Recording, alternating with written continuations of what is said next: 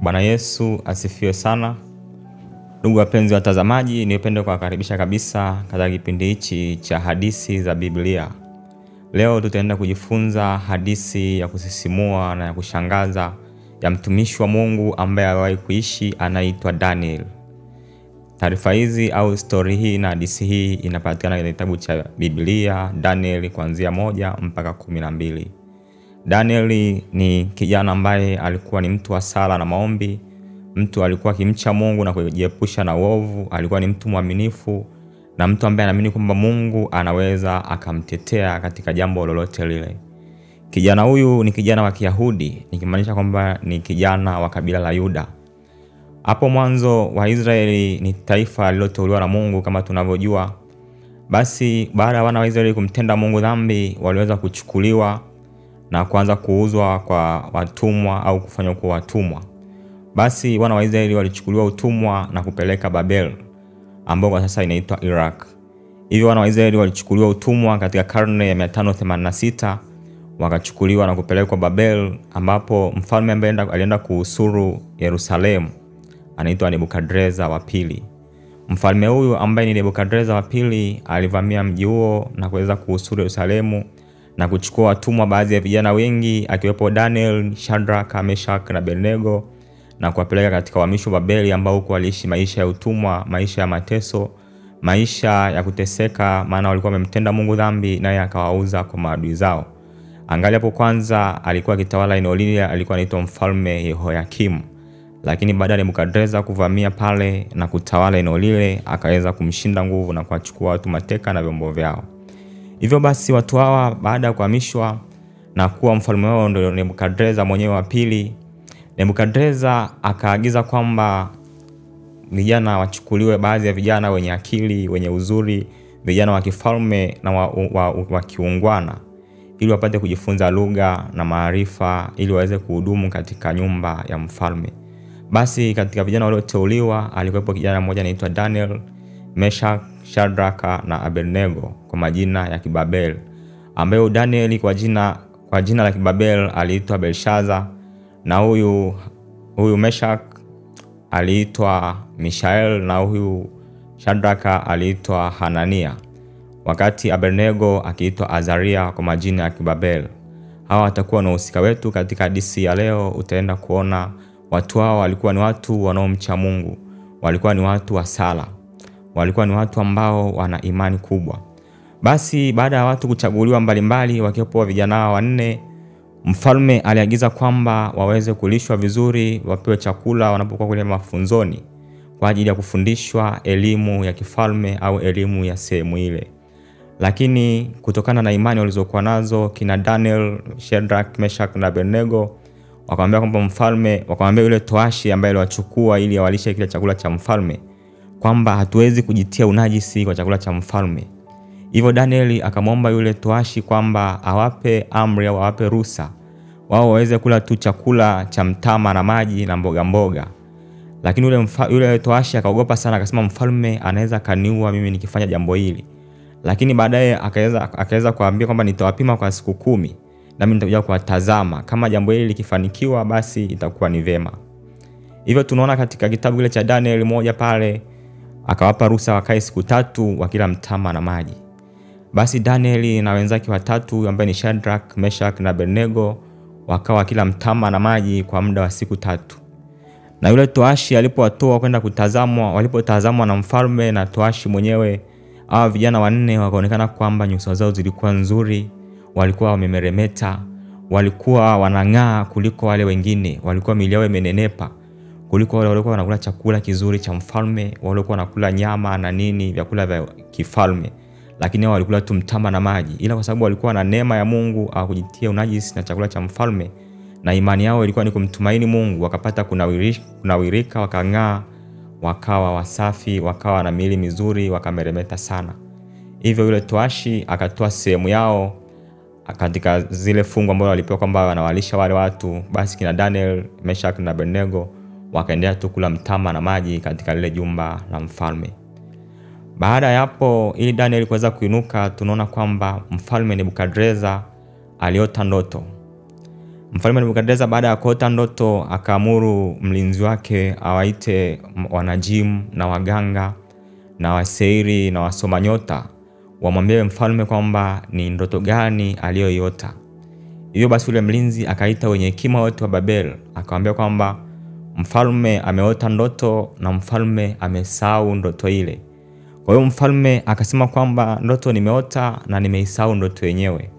Ila kwa wote ambaye asiyenitafsiria, wenye hekima wote wa Babeli wasipotafsiri ndoto hii, watachinjwa vipande vipande na nyumba zao zitafanywa majaa. Kwa hiyo wenye hekima wote wa Babeli wakaambiwa tafsiri ndoto ile. Waganga wakaanza kulalamika na wachawi na wanajimu na waseiri. Wakaanza kumwambia mfalme kwamba hakuna mtu anaweza kutafsiri ndoto hii mfalme, kwa sababu kwanza ndoto yenyewe hujatuambia. Alafu pili unataka tukupe tafsiri yake. Akamwambia jambo hili mfalme hakuna anaweza kulitoa isipokuwa watu ambao hawana kikao na watu duniani, ila watu ambao wenye kikao na miungu, ambao watu hawa si wa kawaida. Kwa hiyo watu wale wakasema kwamba jambo hili analolitaka mfalme ni gumu mbele za mfalme. Lakini mfalme alipokuwa katika kuwaua, taarifa hizi tunaona zikamfikia Daniel. Daniel alipopata taarifa kwamba mfalme ametoa oda ya kwamba watafsiri ndoto ile, na kama wasipotafsiri basi atawachinja vipande vipande. Daniel akamwambia mfalme na anipe muda nami nitaenda kumuuliza Mungu wangu aliye hai, naye atanifunulia ndoto ya mfalme. Hivyo basi Daniel akaenda kwa ndugu zake watatu ambaye ni Shadrach, Meshach na Abednego, watu waliokuwa wakimwamini Mungu, watu waliokuwa watiifu kwa Mungu, waliokuwa watu wa sala na maombi. Wakaambiana kwa pamoja wafunge na kumwomba Mungu muda wa siku 3. Hivyo wale vijana 4 wakaungana pamoja wakafunga na kumwomba Mungu. Basi walipofunga na kumwomba Mungu katika zile siku 3, katika maono Mungu akamtokea Danieli na kumjulisha ile ndoto ya mfalme. Hivyo Danieli katika usiku akagundua ndoto aliota mfalme kwamba mfalme aliota sanamu ambayo ilikuwa ina shaba, ina chuma, ina udongo katika miguu yake, ilikuwa ina vitu mbalimbali katika ile sanamu ya mtu. Baada Danieli kupata taarifa zile, basi Danieli akaenda kuingia kwa mfalme. Alipofika kwa mfalme, mfalme akamkaribisha akamwambia, mfalme, ndoto hii hakuna ambaye angeweza kukutafsiria, hakuna mchawi wala waganga wala wanajimu wala waseiri wala wasoma nyota wala wenye hekima wote ambao angeweza kukutafsiria. Lakini Mungu ninayemtumikia, Mungu aliye hai, amenijulisha mimi ndoto aliota mfalme. Hivyo basi Daniel akamtafsiria mfalme ndoto ile ambayo aliota mfalme Nebukadreza. Akamwambia mfalme, ulipokuwa katika kitanda chako uliota kwamba sanamu ya mtu ambaye kichwa chake kilikuwa kina shaba na shingo yake ya dhahabu na miguu yake ilikuwa ni ya chuma na vidole vyake vya udongo. Basi mtu Daniel akapata kumpa mfalme ile ndoto na tafsiri yake. Mfalme akafurahi sana, akafarijika sana, akaacha kuwaua wale watu au wale wenye hekima wa Babel. Basi kwa sababu mfalme aliahidi kwamba atakaye tafsiri ndoto ile atapewa zawadi nyingi na fedha na mali na kupandishwa cheo. Lakini ambao kama wangeshindwa wote, manake tunaona kwamba wangeuliwa na kuchinjwa na kukatwa vipande vipande.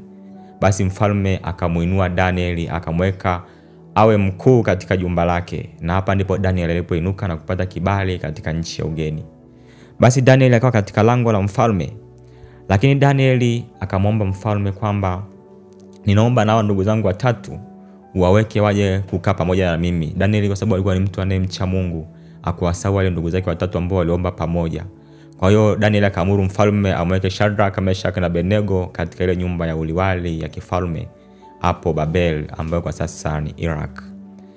Baada ya mambo hayo yote, tunaona basi hawa vijana watatu ambaye kama nilivyokuambia ni Shadrach, Meshach na Abednego kwa majina ya Kiisraeli, ambao kwa majina ya Kibabeli waliitwa Hanania, Mishaeli na Azaria. Ikatokea kwamba mfalme Nebukadreza akasimamisha sanamu yake, akataka kwamba watu wote waiabudu ile sanamu. Mfalme Nebukadreza akatoa amri, akawaambia kwamba watu wote watakaposikia sauti za filimbi na zeze na zumari na sontari zitakapopigwa, basi wainame na kuisujudia sanamu ya Mungu wake ambayo alikuwa ameisimamisha. Lakini baada ya kuisimamisha ile sanamu na kupigwa zeze na filimbi na santuri na zomari, vijana watatu ambao ni Shadrach, Meshach na Abednego hawakukubali kuisujudia sanamu ya mfalme, bali waliendelea kusimama wakiwa na imani kwamba Mungu ni mmoja aliye hai, Mungu aketie mbinguni.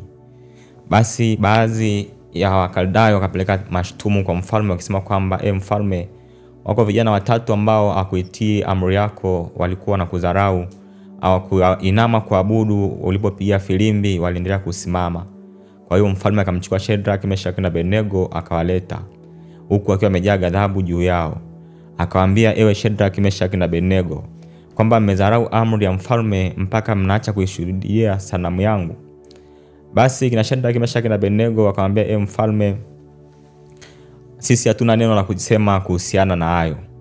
Basi mfalme Nebukadreza akawaambia kwamba itapigwa tena filimbi, na yote ambaye ataisujudia sanamu yangu atapata kuingizwa katika tanuru ya moto uliowaka mkali sana. Kwa hiyo akaamuru tena ipigwe zeze, filimbi, santuri na zomari kwa ajili ya kuisujudia ile sanamu aliyosimamisha mfalme. Lakini hao vijana wakamwambia mfalme, hata kama ukipiga filimbi hatutaisujudia sanamu yako. Kwa hiyo mfalme alipopiga ile filimbi, vijana watatu pia hawakuisujudia ile sanamu. Wengine wakainama wakasujudu, lakini Shadraka, Meshaki na Abednego wakabaki katika msimamo wao. Mfalme akazidi kughadhibika sana. Akaamuru kwamba tanuru lile lichochewe moto mara 7 ili vijana hao wapate kuingizwa katika ile tanuru. Akamwambia Shadraka, Meshaki na Abednego, na tuone ni Mungu gani atakaye kuokoa katika ile tanuru la moto. Basi vijana hao wakakamatwa, wakafungwa. Lakini vijana wakamwambia mfalme, kama ni habari ya moto tutakwenda, na Mungu tunayetumikia atatokoa na huo moto wako mfalme, wala hatutapata dhara lolote. Na kama asipotokoa tupo tayari kufa kwa ajili ya hii, lakini hatuwezi kusujudia miungu ambayo imetengenezwa kwa mikono. Hatuwezi kusujudia miungu mingine isipokuwa Mungu tunayemwamini, Mungu tunayemtumaini. Basi vijana hao wakafungwa kamba. Mfalme akaagiza watu wachukue vijana hawa na tanuru ichochewe moto mara 7 zaidi. Kisha vijana hawa wakatupwa katika ile tanuru la moto. Maandiko yanasema kwamba wale vijana waliowashika tu kina Shadraka, Meshaki na Abednego waliposogelea katika ile tanuru la moto kwa ajili ya kuarusha, kwa sababu moto ule ulikuwa ni mkali sana, vijana wote walipata kuungua na kuteketea hapo hapo. Lakini Shadraka, Meshaki na Abednego walirushwa kwenye tanuru la moto wakiwa wamevaa nguo zao, wengine na kanzu na kila kitu walichokuwa wamekivaa. Ila cha ajabu ni kwamba mfalme Nebukadreza baada ya kuchungulia akaona kina Shadraka, Meshaki na Abednego wapo katika tanuru la moto wamestarehe, wala nguo zao hazijaungua wala nywele zao hazijachoma moto, wapo wamekaa kule kwenye tanuru la moto wamestarehe. Alipotazama vizuri akaona kuna mtu wa 4 ambaye alikuwa ni mfano wa mwana wa Mungu au wa Masihi wa Bwana, ambaye kwa vitabu mbalimbali vinazungumzia mtu huyu alikuwa ni Yesu Kristo mwana wa Daudi. Hivyo Nebukadreza akaanza kuwauliza wale wengine kwamba atukutupa watu watatu, mbona naona kama wako watu 4? Basi walipotazama wakasema ni kweli mfalme. Mfalme akaagiza vijana hao watatu ambao walikuwa na imani ya kumtumikia Mungu aliye hai watolewe katika ile tanuru la moto. Basi wakabidi kutoka. Akawaambia, enyi Shadraka, Meshaki na Abednego, tokeni huku nje. Je, Mungu wenu amewatetea katika tanuru la moto? Basi vijana wale wakatoka kwenye tanuru la moto, hadi nywele za vichwa vyao zilikuwa ni nzima kabisa, walikuwa hawana tarufu ya moto, wakiwa wazima, wala suruali zao hazikubadilika rangi. Mfalme akasema, basi huyu Mungu ndiye anastahili kuabudiwa. Akatoa amri ya kwamba mtu yote atakaye abudu au kusema neno lolote juu ya Mungu wa Shadraka, Meshaki na Abednego atachinjwa na kukatwa vipande vipande. Basi tunaona kwamba mtu wa Mungu, vijana hawa wakawa wameweza kupona katika hilo na wakaweza kutoka katika ile tanuru la moto wakamwabudu Mungu wao aliye hai. Lakini bado Wakaldayo wakatafuta namna ya kuweza kumuingiza Daniel katika matatizo au ya kuweza kumuingiza Daniel katika tabu. Wakasema kwamba hatuwezi kumshtaki mtu huyu isipokuwa katika sheria ya Mungu wake. Wakafikiria kwamba Daniel ni mtu wa namna gani. Wakagundua kwamba Daniel ni mtu wa maombi, ni mtu ambaye alikuwa anafanya sala na kumwamini Mungu aliye juu. Hivyo wakaamuru kwamba kwa mfalme, wakamwambia mfalme iwekwe amri ya kwamba hakuna mtu kusali wala kuomba dua isipokuwa tu kwako mfalme. Basi amri ile ikawa ni njema machoni pa mfalme. Akatia muhuri kwamba kusipo mtu yote atakaye sali wala kuomba dua kwa Mungu mwingine isipokuwa kwa mfalme. lakini likaletwa na jiwe likapigwa muhuri. Lakini Daniel aliposikia taarifa ile kwamba hakuna mtu kupiga dua, kwa sababu alikuwa ni mtu anayemwamini Mungu, jasiri wa Mungu, mtu wa maombi, aliingia nyumbani kwake na kufungua madirisha kuelekea Yerusalemu. Mtu huyu akaanza kuomba dua kwa Mungu wake kama ilivyokuwa desturi mara 3 kwa siku. Naye akafungua madirisha ili sauti iwafikie. Alijua kabisa yuko Mungu anaishi. Yuko Mungu anaweza kuwaokoa. Kwa hiyo akafungua madirisha, akaanza kupaza sauti na kumomba Mungu dua, Mungu aketie mahali pa juu, Mungu aliye hai. Lakini Wakaldayo wakaona kwamba mtu yule ameenda kuomba dua mara 3 kwa siku. Wakapeleka taarifa kwa mfalme kwamba mfalme, kumbuka kwamba ilikuwa taarifa na tangazo kwamba mtu yoyote asiabudu katika ufalme wa Wajemi, asiabudu kitu kingine, asiabudu wala asiombe dua isipokuwa kwa mfalme. Lakini tazama, yule Danieli anaomba dua mara 3 kwa siku kwa Mungu wake. Hivyo mfalme akaagiza kwamba mtu huyu akamatwe. Kutokana na ile sheria, basi wakamkamata Danieli kwa ajili ya kumtupa kwenye tundu la simba. Wakamkamata Danieli, wakamfunga, wakapeleka kwenye simba ambao walikuwa wana njaa sana. Wakamrusha Danieli katika lile tundu la simba. Lakini maandiko yanasema kwamba mfalme alipoondoka mahali pale, ilikuwa ni wakati wa jioni, akaenda nyumbani kwake, usingizi ukampaa. Mfalme alikosa amani kwa sababu alikuwa anampenda Danieli na anajua mtu huyu ni mtu wa Mungu. Hivyo mfalme akaenda nyumbani ana huzuni. Usingizi ukaondoka kabisa, akakaa kikesha usiku kucha anawaza kuhusiana na Danieli. Kwa sababu alimtupa kwenye ile tundu la simba kwa sababu alikuwa ni tayari sheria ipo, ijapokuwa alikuwa anatamani kumtetea lakini alishindwa kutokana na sheria. Ila mfalme akakaa usiku kucha, usingizi umempaa, hana la kufanya. Asubuhi akarudi kuangalia Daniel. Alipofika na kuchungulia kwa wale simba, kumbe Daniel alikuwa amelindwa kwenye ile tundu la simba na Mungu. Maana Mungu aliye hai alituma malaika wake na wakafunga makano ya simba. Mfalme alipofika asubuhi na kwenda kuchungulia, akamwambia, Danieli, mtu upendwaye sana, mtu wa Mungu, je, Mungu wako aliye hai amekuacha hai mpaka saa hii? Danieli akajibu na kumwambia mfalme, mfalme, uishi milele. Mungu aliye hai ameniacha hai mpaka sasa, kwa kuwa hakuona kosa lolote juu yangu, wala hakuna dhara lililonipata. Basi mtu wa Mungu, nataka nikwambia kwamba mfalme akamtoa Danieli katika lile tundu la simba. Akasema, Mungu anastahili kuabudiwa, Mungu anastahili kutukuzwa, ni Mungu huyu anayemwabudu Danieli, ni Mungu aliye hai wa Danieli. Akamuru kwamba watu waabudu Mungu yule. Lakini mfalme akawaza akasema, wenda usikute simba wana njaa, wameshikwa na ugonjwa wa kutokula labda siku hiyo, au wenda simba siku hiyo hawali watu. Mfalme akazani labda wenda ikawa simba wameshikwa na ugonjwa wa kutokula hiyo siku. Kwa hiyo akaamuru wale waliomfunga Daniel na kumshtaki Daniel na kumtupa katika lile tundu la simba, kwamba wajaribu kuwachukua na wale watu warushe kwenye lile tundu la simba. Usute labda siku hiyo simba awali watu au wameshikwa na ugonjwa wa kutokula. Lakini unaambiwa kwamba walipochukuliwa wale maadui au waliomkamata Daniel na kumtupa kwenye tundu la simba, walipokamatwa watu wale na kurushwa katika lile tundu la simba, maandiko yanasema kwamba simba waliwarukia wale watu na kuwavunja vipande vipande na kuwasaga na kuwameza ingali bado hawajafika chini.